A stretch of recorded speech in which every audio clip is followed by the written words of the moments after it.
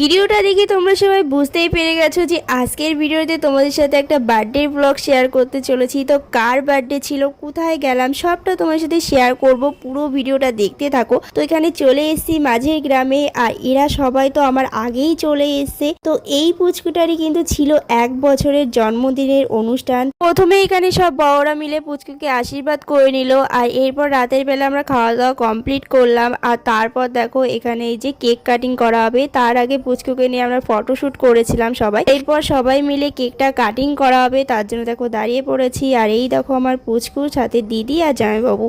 শুধু বার্থডে নয়, তার সাথে কিন্তু ওরা ওদের অ্যানিভার্সারিটাও সেলিব্রেশন করে নিয়েছিল, কারণ বার্থডের কিছুদিন আগেই ওদের অ্যানিভার্সারি গিয়েছিল।